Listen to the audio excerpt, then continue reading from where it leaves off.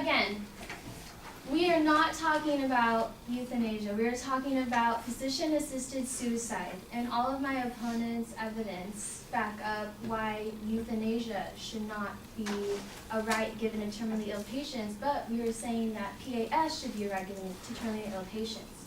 I'm not asking you to adopt a new set of morals. Palliative sedation and abstaining from life treatment goes hand in hand with PAS. So why are the first two legal and not physician-assisted suicide?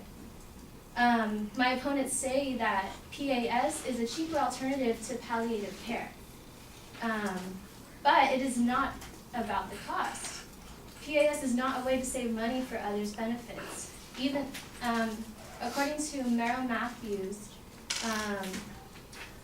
a doctor, he said that even though the various elements that make up the American healthcare system are becoming more circumspect in ensuring that money is not wasted, the cap that marks a zero-sum healthcare system is largely absent in the United States. Considering the way we finance healthcare in the United States, it would be hard to make a case that there is a financial imperative compelling us to adopt physician-assisted suicide in an effort to save money so that others could benefit.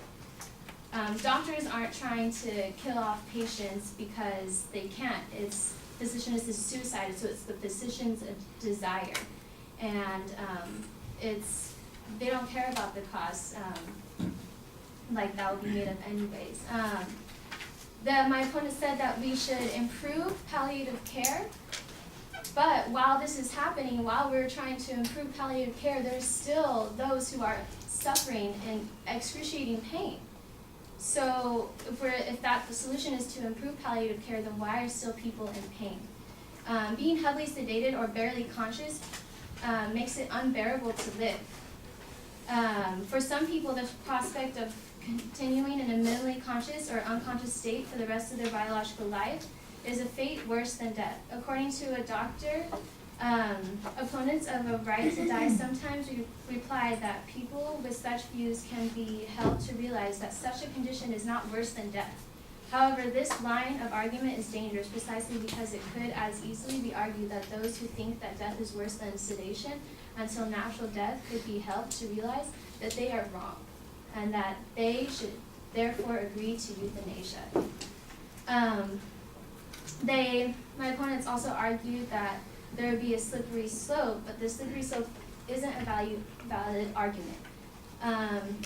According to a doctor in 1998, R.G. Frey, he said that especially with regard to taking life, slippery slope arguments have long been a feature of the ethical landscape used to question the moral permissibility of all kinds of acts.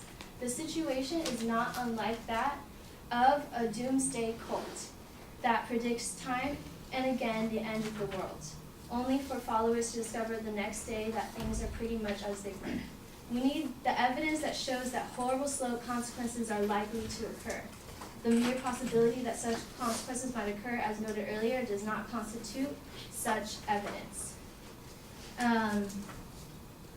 So we cannot deny terminally ill patients the right to physician-assisted suicide just because we may think that there's a slippery slope, or just because we think that cost is the motivating factor and we don't want to pay for the health care or palliative care.